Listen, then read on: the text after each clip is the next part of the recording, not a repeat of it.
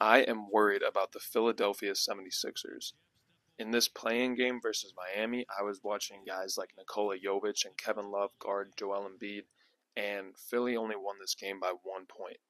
Miami was in zone for most of the game, which should have helped Philly's three-point percentage, but most of their shooters did not shoot great. Maxey and Oubre were both under 30%. Lowry was 1 of 5 from deep, and so was Buddy Hield. Joel Embiid is the best player on the court almost any time he gets out there. He's averaging 39 and 5 since coming back from that knee injury around the All-Star break, but he's going to need some help. And that's what worries me. Maxey is inexperienced. Oubre has only played 18 playoff games, and of course this is Buddy Hield's first appearance. Looking up and down the rest of their roster, Tobias Harris, Paul Reed, KJ Martin, Nick Batum, there's exactly one player who has made it out of the second round in the NBA playoffs in their entire career. One of the biggest issues I have with this Philly team is the dichotomy of the roster. You have the MVP of the league who plays a very specific game in the half court. He's good in the one-on-one, and he's great making reads on the backside when the other team brings the double. But that's all in the half court. You see, while you watch these clips, Tyrese Maxey, Kelly Oubre, Tobias Harris, they're trying to push the ball out on long rebounds and get quick buckets, get quick threes. And meanwhile, Joel Embiid isn't even really in the shot in half of these clips because he is that far behind the offense. But my biggest question with this team remains their maturity.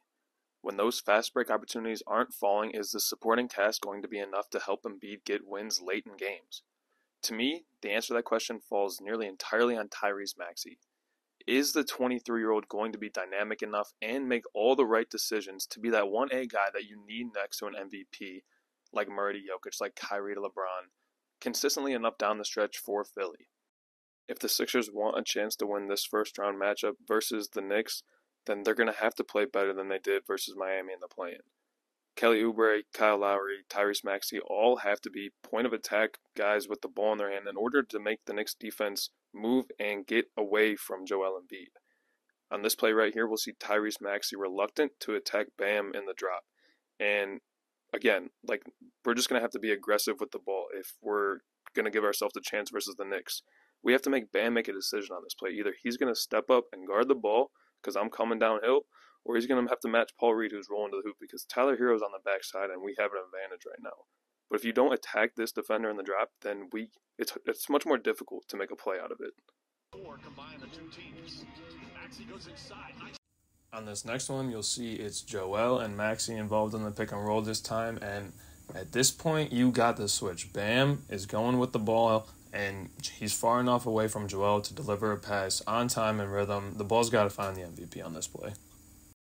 So the Knicks have had OG Anunoby on Maxey for most of the first two games, and that's not a good matchup for Philly. Here we see Hartenstein and Anunoby working together to blitz Maxey off this pick and roll so that he can't get the ball to Embiid. Anytime you have two defenders step up on you, you'd like to be able to deliver the ball to the guy who's open in the middle of the floor, and when that guy's the MVP, you'd like to do that even more.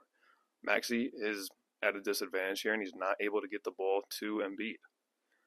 It eventually does find him in the middle of the floor after getting skipped to Lowry, and it results in a difficult shot around the mid-range.